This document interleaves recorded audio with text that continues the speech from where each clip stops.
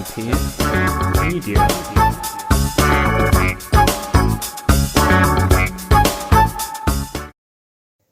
የመናኝ ጉዞ ክፍል 4።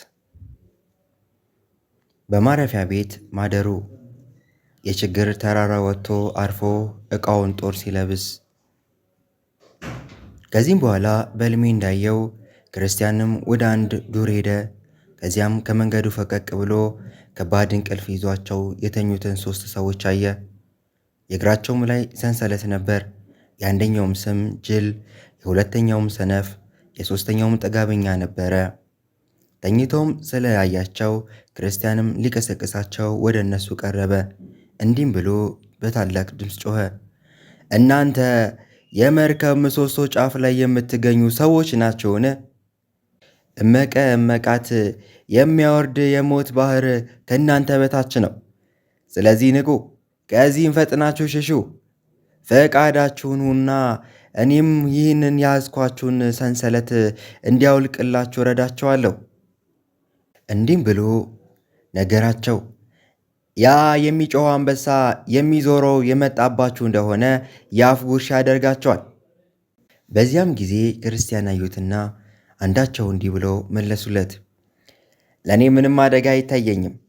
እንደገና እንተኛ፣ እያንዳንዱ ሰው ራሱን መቻል አለበት። እንዲህም ብለው ተኙ። ክርስቲያንም መንገዱን ቀጠለ። በዚያም ሰዎች በአደጋ ውስጥ ነበሩ። ክርስቲያንም ሊቀሰቅሳቸው ቢሞክርም የያዛቸው ሰንሰለት እንዲቀጥሉ ሊረዳቸው ፈቃደኛ አልነበረም። እነርሱ ግን ይህንን ቸርነት አቃለሉት። ክርስቲያንም ተጨነቀ። በዚያም ጭንቅ ውስጥ ሳለ ከግራው በኩል 2 ሰዎች ግንቡን ዘለው ሲወጡ አየ። እርሱም ተራምደው ወደ እርሱ መጡ። የአንዱም ስም ሜዳዊ ሥርዓት፣ የሁለተኛውም አስመሳይ ነበር። ሰዎቹ ወደ እርሱ በደረሱ ጊዜ ክርስቲያንም የሚቀጥለውን ንግግር ከእነርሱ ጋር ጀመረ። ክርስቲያንም ጌቶች፣ ከየት መጣችሁ? ወዴትስ ትሄዳላችሁን? ሜዳው ሥርዓትና አስመሳይ ትውልዳችን በከንቱ ውዳሴ ከተማ ውስጥ ነው።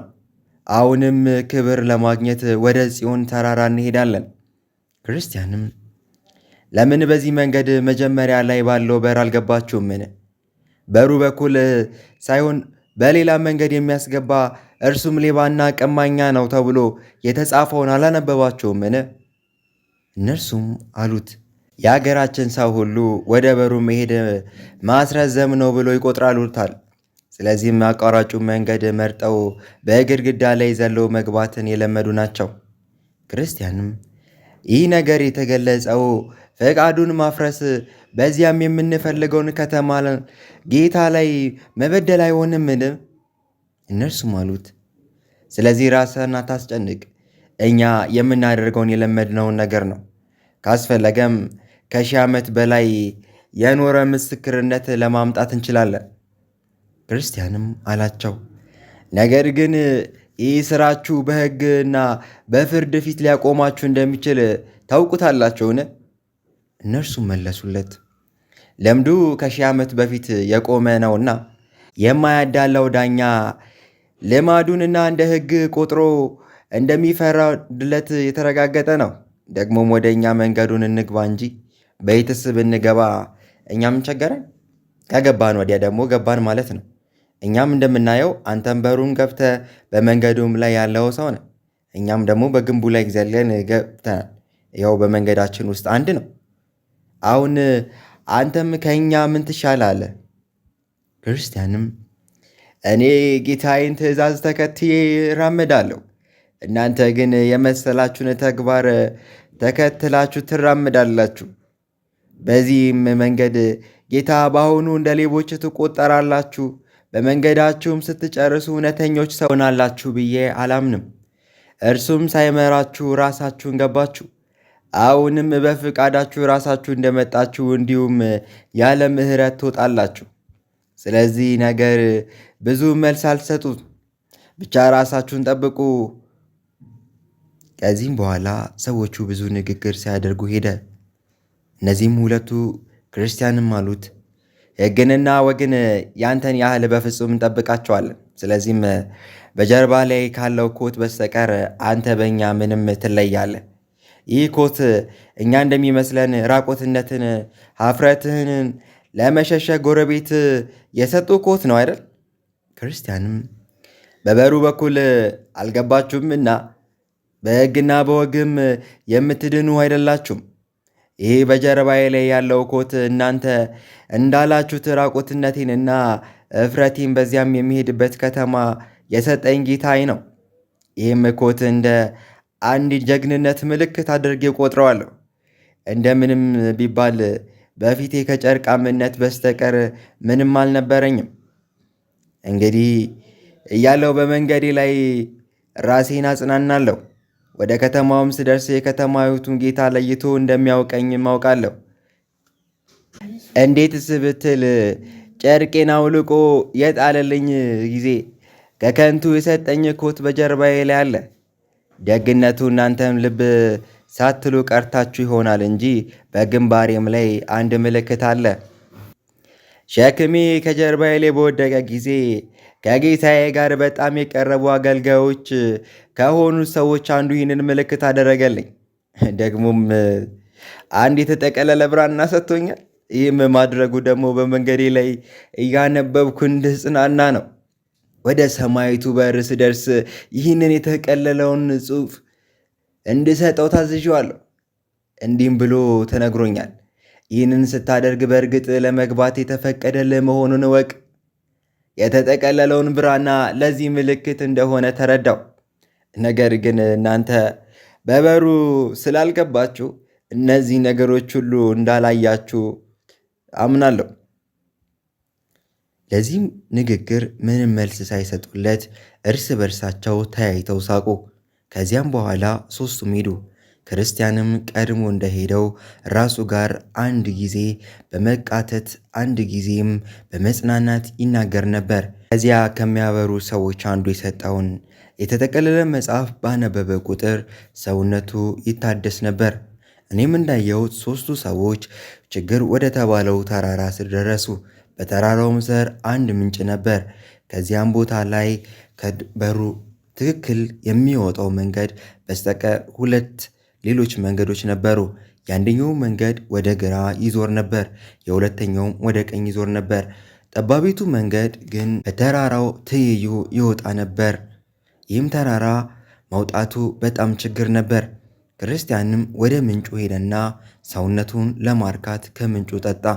ከጠጣም በኋላ እንዲህ ያለ ከተራራው መውጣት ጀመረ። ከፊተኛው ቢሆን ችግር ያለበት ተራራው ልውጣ እንዳገኝ ሕይወት ችግሬን ፈርቼ ከድካም ለማምለጥ የስህተት መንገድን ለመከተል ብምረጥ እግሮቼ ተራምደው መንገድ ሳይጨርሱ ወደ ማት እንጂ ከሌላው እንደማይደርሱ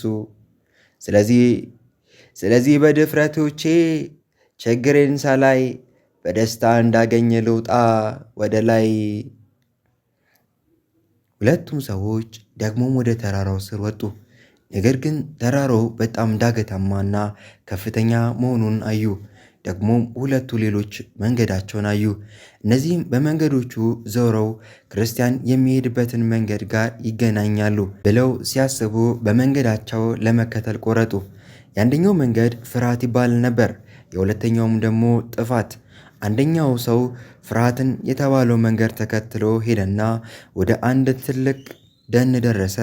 ሁለተኛውም ደግሞ ጥፋት በተባለው መንገድ በቀጥታ ተከትሎ ሄደ። የጨለማውም ተራራ ላይ ወደ ሞሉበት ወደ አንድ ሰፊ ሜዳ ደረሰና እዚያ ተሰናክሎ ወድቆ ሳይነሳ ቀረ። ክርስቲያንም ከተራራው ሲወጣ ተመለከቱት። ቦታው ዳገታማ ስለነበረ ከመሮጥ መራመድ፣ ከመራመድም በእጅና በጉልበት መሄድ እንደሆነ አየ። በተራራውም አጋማሽ ላይ አንድ የማያስደስት ማረፊያ ነበር፣ የደከሙ መንገደኞች እንዲያርፉበት። የተራራው ጌታ ይህንን ቦታ ሰራው። ክርስቲያንም ከዚያ ከደረሰና ለማረፍ ተቀመጠ። የተጠቀለለውንም ብራና አውጥቶ ራሱን ለማጽናናት ያነብ ነበር። በመስቀሉም አጠገብ ቆሞ ሳለ የተቀበለውን ልብስ ዳግመኛ ደህና አድርጎ ተመለከተውና ራሱንም እንዲህ ሊያስደስት እንቅልፉም ሸለብ አደረገው። በኋላም ግን ከባድ እንቅልፍ ያዘውና ይህም እንቅልፍ እስኪመሽ ድረስ ከዚያ ቦታ ዘገየው። የተጠቀለለውንም ብራና ከእጅ ወደቀበት። ተኝቶም ሳለ አንድ ሰው ወደ እርሱ መጥቶ አለ፣ አንተ ሰነፍ ሰው ተነሳና ወደ ጉንዳሎች ሂድ፣ ሥራቸውንም እይና ከነሱ ተማር፣ ብልህም ሁን። ክርስቲያንም ይህንን ሲሰማ ደንግጦ ተነሳና በመንገዱ ቀጠለ። ወደ ተራራውም ላይ እስኪወጣ በፍጥነት ተራመደ። ክርስቲያንም ወደ ተራራው ራስ ላይ ከወጣ በኋላ ሁለት ሰዎች በፍርሃት እየሮጡ ወደ እርሱ መጡ። የአንደኛውም ስም ፈሪ ነበረ፣ የሁለተኛውም ስም እምቢተኛ ቢስ ነበረ። ክርስቲያንም እንዲህ አላቸው፣ ጌቶች ሆይ ምን ሆናችሁ ነው? እነሆ በስህተት መንገድ ላይ እኮ ትሮጣላችሁ። ፈሪም እንዲህ ሲል መለሰለት፣ እኛ ወደ ጽዮን ተራራ እንሄድ ነበር፣ ያንን አስቸጋሪ ቦታ ወጣ ነው። ነገር ግን እየራቀን ስንሄድ የሚያገኘን አደጋ በዚያ ስለሆነ እንደምታየው መመለሳችን ነው። እምቢተ ቢስም አለ፣ ወደፊታችን ባለው መንገድ ላይ ሁለት አንበሶች ተጋድመዋል። መተኛታቸውንም ወይም መንቃታቸው እንደሆነ ግን አናውቅም። የተጋለጠን እንደሆነ ይበሉናል። ክርስቲያንም ለራሱ እንዲህ ሲል ተናገረ፣ እንደ ፈራ አድርጋችሁኝ፣ ነገር ግን ለደህንነቴ ወዴት ልሽሽ? ወደ አገሯ ብመለስ የአገሪቱ በእሳት ዲን እንድትቃጠል እንደምትጠፋም የተዘጋጀው ስለሆንኩ በእርግጥም እኔ ጠፋለሁ። ስለዚህም ወደ ከተማይቱ ደረስኩ፣ ደህንነቴም እንደማገኝ እርግጠኛ ነኝ። ደፍሬም ወደፊት መሄድ ይገባኛል። ወደ ኋላ መመለስ ግን ከሞት በስተቀር ምንም ማተርፈውን አውቃለሁ። ወደፊትም መሄድ ምንም እንኳን የሞት ፍርሃት ቢኖርበትም ቀጥሎ የዘላለም ሕይወት እንደማገኝ አውቃለሁና እኔም ወደፊት ይሄዳለሁ ብሎ ለራሱ አሰበ። ፈሪና እምቢተ ቢስ ከተራራውም በታች ሲሮጡ ክርስቲያን መንገዱን ወደ ላይ ቀጠለ። ነገር ግን ሁለቱም ያሉት ነገር አስታወሰና የተጠቀለለውን ጽሑፍ አንብቦ ራሱን ለማጽናናት ፈለገ። ዳሩ ግን ደረቱ ቢዳብሰው ብራናውንም አጣ። ክርስቲያንም በጣም አዘነ፣ የሚያደርገውንም አጣ። ለምን ቢሉት እርሱ የተጽናና ወደ ሰማይቱ ከተማ የሚያስገባውን የፍቃድ ወረቀቱን ስላጣ ነው። በመጨረሻም በተራራው አጠገብ ወደሚገኝ ማረፊያ ቦታ ተኝቶ እንደነበረ አስታወሰ። በጉልበቱም ተንበረከከና የእግዚአብሔርን ይቅርታ ለመነ። ከዚህም በኋላ ብራናውን ለመፈለግ ተመልሶ ሄደ። ነገር ግን ሲሄድ የተሰማው ሐዘን ይህ ነው ተብሎ በሰው እጅ ሊጻፍ አይቻልም። አንዳንድ ጊዜም ይቃትት ነበር፣ አንዳንድ ጊዜም ያለቅስ ነበር። አንዳንድ ጊዜም ለጥቂት ጊዜ ማረፊያ የሆነ ቦታ ላይ ሰነፎ በመተኛቱ ራሱን ይወቅስ ነበረ። በፊትም በመንገዱ ላይ ያጽናናው ጽሑፍ ለማግኘት ወዲያና ወዲህ እያለ በመጣበት መንገድ ላይ ተመለሰ። እንዲህም እያደረገ ተቀምጦበት ተኝቶበትም የነበረበትን ቦታ አቅራቢያ ደረሰ። ይህም ቦታ ባየ ጊዜ የጥፋት እንቅልፍን አስታወሰ። ሐዘኑም ከፊቱ ይልቅ እየጸናበት ሄደ። እንዲህም እያለ በመንገዱ ላይ ቀጠለ። አዬ ወይኔ፣ አይኔ መስኪን ገና ቀንሳለው ከችግሬ ሳልወጣ መተኛቴ። አይኔ የተራራው ጌታ ለመንገደኞቹ ለመፈወስ ለማበረታታት ያዘጋጀውን ቦታ እኔ ለስጋዬ መንፈላሰፊያ አደረግኩት። አየኔ እኔ እንዴት ያለው መከረኛ ሰው ነኝ! ስንት እርምጃዎችን በከንቱ ተራመድኩ። በእስራኤል ላይ ያደረሰው ነገር ይህን ይመስላል። በእርሱ በኃጢአታቸው ምክንያት ወደ ኤርትራ ባህር ተመለሱ። እኔም ራሴን ለኃጢአትን እንቅልፍ ባልሰጥ ኖሮ ይህንን መንገድ በደስታ አራመደው ነበር። አይ አሁን ግን በሐዘን ራመዳለሁ። ባልተኛ ኖሮ ግን ምን ያህል መንገድ ሄድ እንደነበረ። በዚህ መንገድ ላይ አንድ ጊዜ መጓዝ ይበቃኝ ነበር። አሁን ግን ይኸው 3 ጊዜ መጓዝን አስፈለገኝ። አይ ከጥቂት ጊዜ በኋላ ቀኑም ያልፋል። እንደው ምናልባት ከጨለሙ ያገኝ ይሆናል። ምን ነው ባልተኛ። አየ ጌታ ይቅር በለኝ። አሁንም ክርስቲያን ወደ ማረፊያ ቦታ ስለደረሰ ተቀመጠና ለጥቂት ጊዜ አለቀሰ። በመጨረሻውም ብራናውን ከመንገደኞች ወንበር ስር አየው። የተጠቀለለውንም በፍጥነት ሄደና ብራናውን አነሳው፣ በደረቱም በልብሶቹ መካከል አኖረው። ዓይኖቹም በብራናው ላይ አለበት ቦታ ሁሉ መራመድ እግዚአብሔርን አመሰገነ። ከዚያም በኋላ በደስታ ዓይኖቹን እንባ እያነባ መንገዱን ቀጠለ። እነርሱም በፍጥነት እየተራመደ ተራራውንም ወጣው። ነገር ግን ወደ ተራራው ራስ ሳይደርስ ፀሐይ ጠለቀችበት። ይህ ሁኔታ የእንቅልፍ ከንቱነት እንደገና አስታወሰው። ስለዚህም እንደገና መዛዘን ጀመረ። እንዲህም አለ፣ አንቺ የኃጢአት እንቅልፍ፣ በአንቺ ምክንያት በመንገዴ ላይ ጨለማ ወደቀብኝ። ፀሐይ በሌለበት ጊዜ እንኳን እጓዛለሁ። የእግሮቼ መንገድ ጨለማ ሸፍነውታል። የሚያስፈራውም የዱር አውሬው ድምፅ መስማት ግድ ሆኖብኛል። ስለዚህ ሁሉም ምክንያት የሆነው የኃጢአት እንቅልፍ ነው። ክርስቲያን እምቢተ ቢስንና ፈሪን አንበሶች እንዳስፈራራቸው አስታወሰ። እንዲህም ሲል አሰበ፣ አንበሶች የሚበሉትን ፈልገው በማታ ይዞራሉ። በጨለማም ውስጥ እኔን ቢያገኙኝ በጣት ሰው እንዳይጥሉኝ እንዴት አድርጌ ማምለጥ እችላለሁ? እንዲህም እያለ መንገዱን ቀጠለ።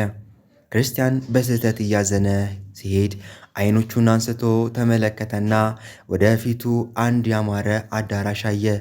በዚህም አዳራሽ ስም ውብ ነበር፣ ልክ ከመንገደኞቹ ጎን ተሰርቷል። እኔም በሕልሜ እንዳየው ማረፊያ ለማግኘት ክርስቲያን በፍጥነት ወደ አዳራሹ ተጠጋ። ጥቂትም መንገድ ከሄደ በኋላ ግን አንድ ጠባብ መንገድ ገባ። ይህ መንገድ የእስረኞች ቤት የ2 ደቂቃ መንገድ ያህል ይርቅ ነበር። ክርስቲያንም በመንገዱ ላይ ሲሄድ ትክ ብሎ ተመለከተና ወደፊቱም 2ቱን እንስሶች አየ። በልቡም እንዲህ አለ፣ የእምቢተ ቢስና የፈሪ እንዲመስሉ ያደርጋቸው አደጋ እነሆ ከኔም ይታየኛል። አንበሶቹም ሰንሰለት ታስረው ነበር። ክርስቲያንም ግን ሰንሰለቶቹን አላየም። አሁንም ክርስቲያን ፈራና ወደፊቱ ከሞት በቀር ምንም ሌላ ስላልታየው እምነተ ቢስንና ፈሪን ተከትሎ ለመመለስ አሰበ። ዳሩ ግን ትጉ የተባለ በረኛ ክርስቲያን እንደገና ቆመና ሊመለስ እንደፈለገ ባየ ጊዜ እንዲህ ሲል ጮኸ። እናም ጠራው፣ ኃይል እንዲህ ትንሽ ነው ሆነ? አንበሶችንን አትፍራ፣ እነሱ ታስረዋል። እነዚህ የተቀመጡት እምነት ያላቸው ለመፈተን፣ እምነት ለሌላቸው ለመገሰጽ ነው። በመንገዱ መካከል ብትራመድ ምንም ጉዳት አያገኝም። እኔም እንዳየው ክርስቲያን አንበሶቹን ፈርቶ እየተንቀጠቀጠ ሄደ። ነገር ግን የበረኛው ምክር ሙሉ በሙሉ በልቡ ተቀብሎ ስለነበረ አንበሶቹን ማገሱበት እንጂ ምንም አልጎዱትም። ክርስቲያንም በእጆቹ አጨበጨበና በረኛውን ወደ ነበረበት በር ሄዶ ቆመ። እንዲህም ብሎ ጠየቀው፣ ጌታዬ ጌታዬ ሆይ ይህ ምንድን ነው? ምንስ አይነት ቤት ነው? ለዛሬ ሌሊት እዚህ ማደር እንድትፈቅድልኝ ይሆንን? በረኛውም አለው፣ ይህንን ቤት ለመንገደኞች ማረፊያ ከለላን እንዲሆን የተሰራው ጌታውም እንዲህ ነው ያደረገው። አንተ ከወዴት መጣህንስ? ወዴትስ ትሄዳለህ? ከእንግዲህስ ምንድን ነው የምትፈልገው? ክርስቲያንም እንዲህ ሲል መለሰለት፣ የመጣሁት ከጥፋት ከተማ ነው። ደግሞም ወደ ጽዮን ተራራ ሄዳለሁ። አሁንም ግን ፀሐይ ጠልቃለችና ከዚህ እንዳድር ፍቃድ ባገኝ ብዬ እማጸናለሁ። በረኛውም ስምስ ታዲያ ማን ነው? ክርስቲያንም መጀመሪያ ስሜ ጸጋ ቢስ ነበር፣ አሁን ግን ክርስቲያን እባላለሁ። ትውልዴ እግዚአብሔር በሴም ድንኳን ውስጥ እንዲቀመጥ ካስገደዳቸው ከያፌጥ ወገን ነው። በረኛውም ታዲያ ለምን እንዲዘግይተህ መጣ? አሁን እኮ ፀሐይ ገብታለች። ክርስቲያንም ቀደም ብዬ ለመድረስ እችል ነበር፣ ነገር ግን መከረኛው ሰውነቴ ደከመውና ተራራው ቢውጠው የሚያገኘው ማረፊያ ቦታ ውስጥ ተኛው። እንዲያው ሆኖ በጣም ቀድመው ብዬ ልደርስ እችል ነበር። አሁን ግን ተኝቼ ሳለው የፈቃዱን ወረቀቴን ጠፋብኝ። እኔም እርሱን መያዜን ወይም አለመያዜን ሳስታውስ ወደ ተራራው ራስ ደረስኩ። እዚያም ደርሼ ደረቴን ብዳብሰው ጽሑፉን አጣሁት። ልቤም እያዘነ ተነስቼ ወደ ነበርኩበት ስፍራ ተመለስኩ። እዚያ ብርሃናውንም አገኘውና እነሆ የው ወደዚህ መጣው። በረኛውም እንግዲህ በዚህ ቤት ውስጥ ከሚገኙት ቆነጃጅቶች አንዳንዲቱን እጠራልህ አለው። ንግግርን አስደሳች ሆኖ ከተገኘ እንደ ቤቱ ሥርዓት ወደ ቤተሰቡ ታስገባሃለች። ትጉህ የተባለው በረኛ ደወል ከደወለ በኋላ አንዲት ረጋ ያለች መልከ መልካም ሴት ወደ እርሱ መጣችና ስሟም ጥበብ ነበር። ለምን እንደ ጠራት ጠየቀችው።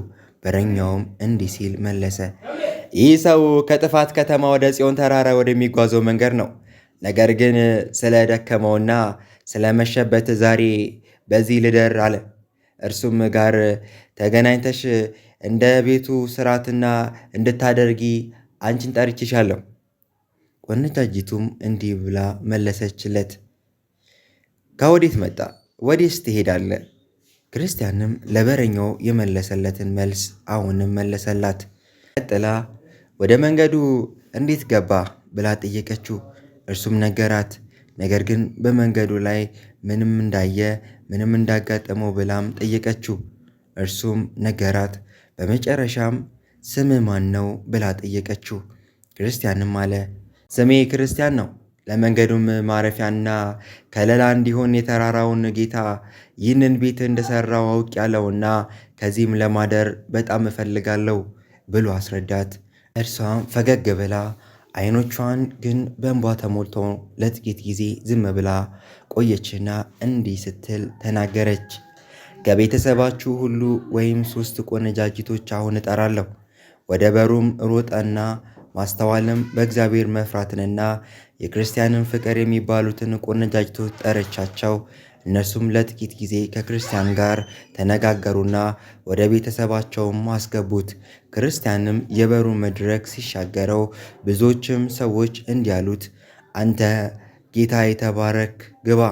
ይህንን ቤት እንዳንተ ያሉት መንገደኞች እንዲያርፉበት ተሰርቷል። ክርስቲያንም እጁን አነሳና ወደ ቤቱ ገባ። ከተቀመጠም በኋላ የሚጠጣ ነገር ሰጡት። ሰዎቹም እራት እስኪያዘጋጁ ድረስ ከእኛ ጋር መካከል ጥቂት ከክርስቲያን ጋር ይነጋገራሉ ብለው ተስማሙ። ለዚህም ንግግራቸው እግዚአብሔርን መፍራት ማስተዋልና የክርስቶስ ፍቅር ተመረጡ። እግዚአብሔርን መፍራት እንዲህ አለች፣ ክርስቲያን ሆይ በጣም አፈቀርን።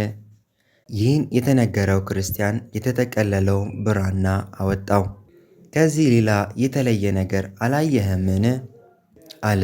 እግዚአብሔርን መፍራት። ክርስቲያንም ካየኋቸው ነገሮች ሁሉ ምርጦቹ የሆኑት እንዲሁ የነገሯቸው ነገሮች ናቸው። ግን ከእነርሱ በቀር ሌሎችም ነገሮችንም አይቻለሁ። ለምሳሌ 3 ሰዎች ጅል፣ ሰነፍ፣ ጥጋበኛ የሚባሉ እግራቸው በሰንሰለት ታስሮ በመንገድ ዳር ተኝተው ነበር። አስነሳቸውም ግን አልቻልኩም። ደግሞ በሜዳቸው ስራትና አስመሳይ ወደ ጽዮን እንሄዳለን ብለው ግንቡን ሲዘሉ አየኋቸው። ነገር ግን ቶሎ ትጠፋለህ ብዬ ብነግራቸውም አላመኑኝም። እነርሱም በቶሎ ጠፉ። ከሁሉም በላይ ግን ይህንን ተራራ መውጣት በጣም አስቸጋሪ ነበር። በአንበሶቹም አፍ አጠገብ ማለፍ ደግሞ ይህንን ያህል በጣም አስቸጋሪ ነበር። በበሩም አጠገብ የቆመው ደጉ በረኛ ባላገኘው ኖሮ በእርግጥም ተመልሼ ይሄድ ነበር። አሁን ግን ከዚህ ስለደረስኩ እግዚአብሔርን አመሰግነዋለሁ፣ እናንተም ስለተቀላቀልኳችሁ ደስተኛ ነኝ ብሎ ተረከላቸው። ከዚህም በኋላ ማስተዋል ክርስቲያን ጥቂት ጥያቄዎችን ልትጠይቀውና መልሱን ልትሰማ ፈለገች። ማስተዋልም አንዳንድ ጊዜ የቀደመውን አገር ትዝ ይሉሃልን? ክርስቲያንም አዎ፣ ነገር ግን የአገር ትዝ ቢለኝም እፈራለሁ፣ ደግሞም ጸየፈዋለሁ።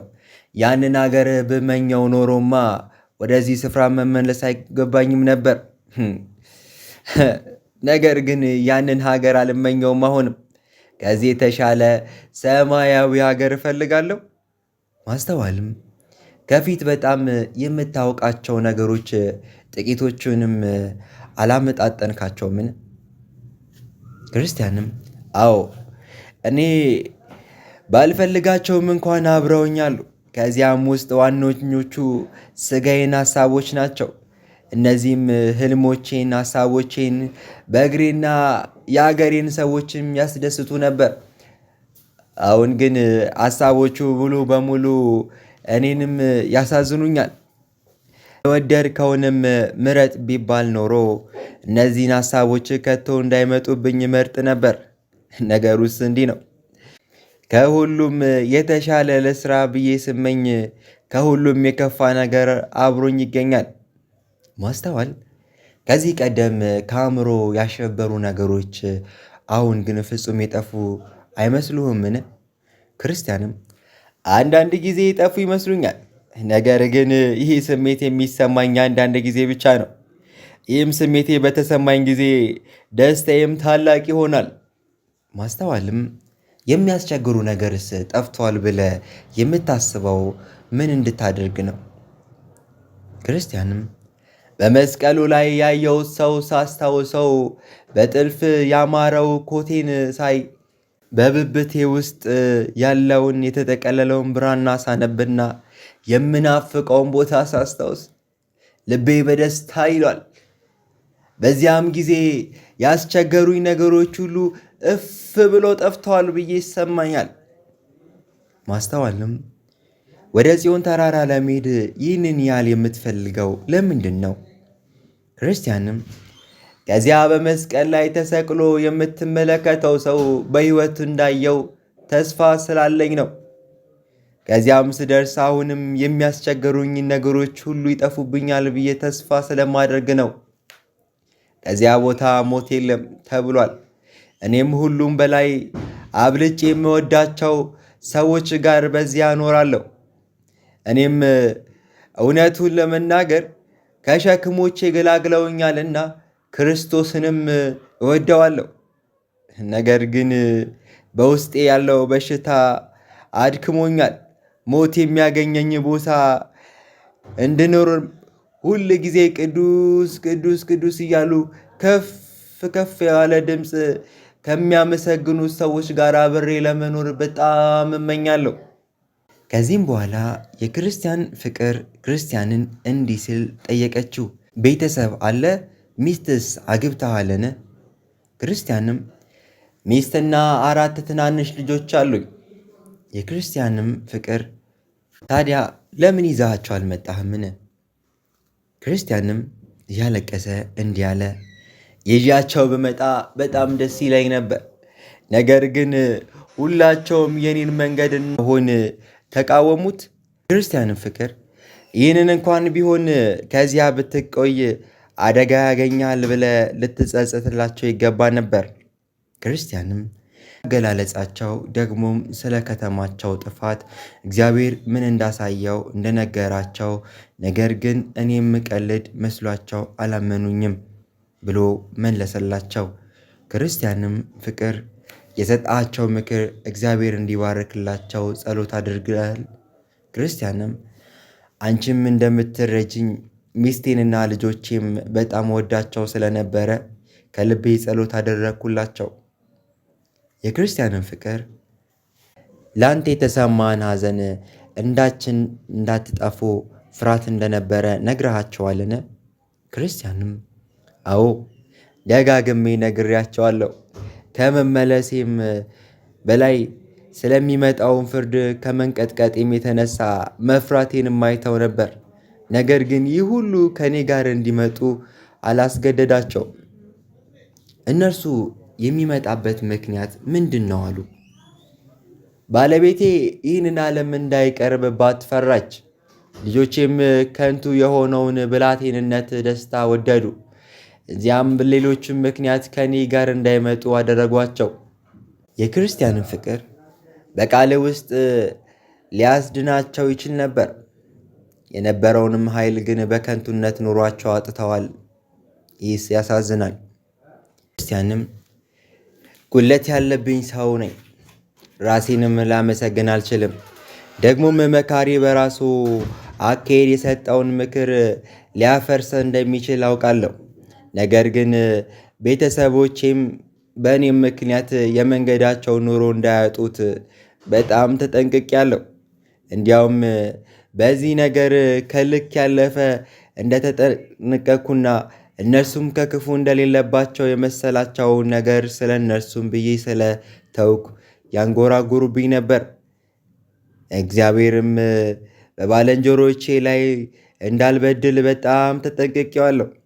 በእርግጥም ቤተሰቦቼን የመንገዳቸውንም ኑሮ የጠሉት እኔንም አይተው ከሆነ ያ የከለላቸው ነገር በጣም ጠንቃቃ መሆኔ ነው። የክርስቲያንን ፍቅር እውነት ነው። ቃየልም የራሱን ሥራ ክፉ ስለሆነ ወንድሙንም ጠላው። ሚስትንና ልጆቹንም በዚህ ምክንያት ተቀይመው እንደሆነ ከጎንህ የማይወዱ መሆናቸውንም በዚህ ታያለህ። አንተም ነፍስም ከደማቸው አድነሃል። እኔም በሕልሜ እንዳየው እራት እስኪዘጋጅላቸው ድረስ ተነስተው ይነጋገራሉ። እራትም ከተዘጋጀ በኋላ ለማዕድ ተቀመጡ። በገበታውም ላይ ጮማና የተጣራ የወይን ጠጅ ነበር። የሚነጋገሩት ነገር በሙሉ ስለ ተራራው ጌታ ነበር። የተራራውም ጌታ ምን እንዳደረገ፣ ለምን እንዳደረገውና አዳራሹ ምን እንደሰራ ይነጋገሩ ነበር። ሰውየውም ብርቱና ጦረኛ እንደነበረ፣ ተዘግቶም የሞት ኃይል የነበረው ድል እንደነሳው በገበታም ላይ ሲነጋገሩ ሰማው። ይህንንም ሲያደርግ ግን ትልቅ መከራ እንደደረሰበት ሰማው። ይህም ደግሞ እርሱን አብልጬ እንዲወደው አስገደደኝ። እነርሱም የተነጋገሩ እኔም እንደሰማው ይህ ድል ሲያደርግ ብዙ ደም ተሰጥቷል። ያደረገውንም ሥራ ያገሩ ስለሚወድ ብቻ አደረገው። ይህም ፍቅር በሥራው ውስጥ የጸጋው ግርማ ያሳያል። ያም ቤተሰብ ውስጥ ደግሞ አንዳንዶች ሰዎች በመስቀል ላይ መሞቱን አይተው አነጋግረዋል የሚሉም ነበሩ። ሰዎቹ ድሆች፣ መንገደኞች የሚወዱ እንዲህ ያለ ሰው ከምስራቅ እስከ ምዕራብ አይገኝም ብለውም መከሩ። ይህንም ፍቅሩን ያሳያል። ድሆቹም ባለጠጎችን ለማድረግ ከጣሩ ጣለ። ደግሞም በጽዮን ተራራ ላይ ብቻውን አልኖረም ብለው አሉ። በመጨረሻም ከፍጥረታቸው የነበሩ በፋንድያም አመድ ላይ ይቀመጡ የነበሩትን መሳፍንት አደረጋቸው አሉ። ሰዎቹ በሌሊት ሲነጋገሩ ለረጅም ጊዜ ቆዩ። ከዚያም በኋላ ጌታቸውም እንዲጠብቃቸው ለምን ወደ ዕረፍታቸው ሄዱ። መንገዳቸውም ከፍተኛ በሆነው በአንድ ክፍል ውስጥ የመኝታ ቦታ ሰጡት። የክፍሉም መስኮት ከፀሐይ መውጫ ጋር ፊት ለፊት ነበር። የክፍሉም ስም ሰላም ነበር። ክርስቲያንም እስኪነጋ ድረስ ተኛ። ከመኝታውም ሲነሳ እንዲህ እያለ ዘመረ። ምስጋና ይድረስ ለኢየሱስ ለጌታ፣ ቀኑ ሲመሽብኝ ላሳየኝ ችሎታ። ወደዚህ አዳራሽ ለእረፍት መጥቼ እኔም በደለኛው ይቅርታን አግኝቼ፣ መንግሥተ ሰማያት ጎረቤቴ ሆኑና አርፌ አደርኩኝ በሰላም በጤና። በጠባም ጊዜ ሁሉም ተነሱ። ከጥቂት ንግግር በኋላ ሰዎቹ የቦታውን ድንቅ ነገር ሳታይ አትሄድም አሉት። የመጀመሪያው ወደ አንድ መጽሐፍት ቤት ወሰዱትና የጥንት ዘመን ታሪክ የያዙት መጽሐፍት አሳዩት። የተራራውም ጌታ የጥንት የአብ ልጅ እንደሆነ የመጣውንም ከዘላለማዊ ትውልድ እንደሆነ አሳዩት። የተራራውም ጌታ የሥራቸውንም ሰዎች በዝርዝር ተጽፎ ነበር። የተራራውም ጌታ አገልጋዮችም ያደረጋቸውን ብዙ ሰዎች አሉ። እነሱም የጊዜው ርዝመት በፍጥረት መፍረስ የማይነካ የመኖሪያ ውስጥ ያኖራቸዋል። ክርስቲያንም አለ፣ እነዚህን ሰዎችንም ሰማ። አንዳንዶችም የጌታ አገልጋዮች የታወቁ ሥርዓቶች ሰርተዋል። አዳራሹም የነበሩ ሰዎችም ስለዚህ ሥራው አነበቡለት። አንዳንዶቹም አገልጋዮቹን መንግሥታትንም አጥተዋል። የአንበሶችም አፍ ዘግተዋል። የእሳትንም ኃይል አጥፍተዋል። የሰይፍንም ስለት አጣመዋል። የባዕድንም ወታደሮች አባርረዋል። ከዚህም በኋላ ከተራራው ጌታ ተቃዋሚዎችም እንኳን ለመቀበል ፈቃደኛ እንደሆነ ለክርስቲያን አነበቡለት። ሌሎችም የታወቁ ታሪኮችም ነበሩ። እነርሱም ስለ ጥንት፣ ስለ አሁንም፣ ስለ ወደፊትም በግልጥ የሚፈጸሙ ትንቢቶችም ይናገራሉ። እነዚህም ትንቢቶች ጠላት ያስደነግጡታል፣ ያስጨንቋቸዋል። ለመንገዳቸውም ግን መጽናትና መጠጊያ ናቸው። በሚቀጥለውም ቀን ክርስቲያን ወደ ጦር ዕቃው ቤት መውሰዱን ሰይፍም፣ ጋሻ፣ የራስንም ቁር፣ ጸሎትን፣ ልመናም እንዲሁም የማያልቁ ጫማዎችን አሳዩት። ይህም ሁሉ መሳሪያ የተራራውንም ጌታ ለመንገደኞች አዘጋጀላቸው። ለጌታም ሥራ የሚሆኑ ከዋክብትንም ያህል ብዛት ያላቸው አገልጋዮች ለማስታወቅ ከዚህም ቤት ውስጥ ያለው መሳሪያ በቂ ነው። ደግሞም ጥቂት ጌታ አገልጋዮችን አስደናቂ ስራዎችን የሰሯቸው መሳሪያዎች አሳዩአቸው። የሙሴን በትር ያይና የሲራንም የተገደለችበት መዶሻ ሚስማርም አየ። ደግሞም ጌዲዮንም በድያን ሰዎች ያባረረባቸውን የውሃ ማሰሮችንም ጥሩምባዎችንም መብራቶችንም አሳዩት። እንዲህም ሸመር 600 ሰዎችን የገደለባቸውን ሽመል፣ ሳምሶን ብርቱ ሥራውንም የሠራበትን የአህያ መንጋጋ አሳዩት። ከዚህም ቀጥሎ ዳዊት ጎልያድን የገደለበትን ወንጭፍና ደጊያን አሳዩት። እንዲህም ጌታ ያላቸውንም ሲማከር የኃጢአታቸውን ሰው የሚገድሉበትንም ሰይፍ አሳዩት። ሌሎችም ብዙ ነገሮችም አሳዩት። ክርስቲያንም ተደሰተ። ከዚህም በኋላ ሁለቱም ወደ እረፍታቸው ተመለሱ። እኔም በሕልሜ እንዳየው በማግስቱ ክርስቲያን መንገዱንም ለመቀጠል አሰበ። እነርሱም ግን ከሚቀጥለው ቀን ድረስ ቀኑን ብሩህ እንደሆነ የተዋበም የተራራውን አሳያለሁ አሉት።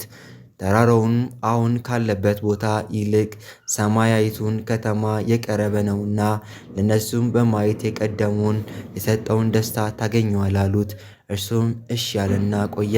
ጠዋትም ሲል ወደ አዳራሹ ሰገነት አመጡት። በደቡብም በስተቀር አሉት። እርሱም ሲመለከት አንድ በጣም ያማረ አገር አየ። አገሩም በተራራማ ነበረ። እዛም የወይን ተክል በልዩ ልዩ አይነት ፍሬያቸውም ያበባ ደግሞም የምንጮች የተዋበ ነበረ። ክርስቲያንም የቦታውን ስም ጠየቀ። ክርስቲያንም የአማኑኤል አገር ይባላል አሉት። ይህም ቤት ለመንገዳቸው ሁሉ ማረፊያ እንደሆነ ያም አገር ለመንገደኞች ሁሉ ነው። በዚያም ስትደርስ የሰማይቱን ከተማ በር ታያለህ።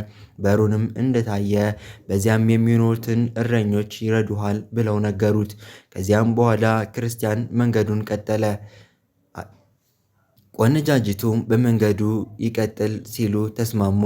ነገር ግን መጀመሪያ ወደ ጦር ዕቃው ቤት መውሰዱንና አደጋውንም እንዳያገኘው ለመከላከል እንዲችል ከራስ እስከ እግሩ ድረስ መታጠቂያንም እንዲታጠቅ ከወዳጆቹ ጋር ወደ በሩ ሄደ። በረኛውንም በዚህ መንገደኛ አልፏል ብሎ ጠየቀው። በረኛውም አዎ አልፏል አለ። ክርስቲያንም ሰውየውን አወቅከው ብሎ ጠየቀው። በረኛውም ስሙን ጠየኩት፣ ታማኝ እባላለሁ አለኝ። ክርስቲያንም ሰውየውን አውቀዋለሁ አለ። የአገሩ ሰው ጎረቤቴ ነው። የተለመደውንም አንድ አገር ሰው ነው። አሁን የሄደው ደግሞ መንገድ ምን ያህል ይመስልሃል?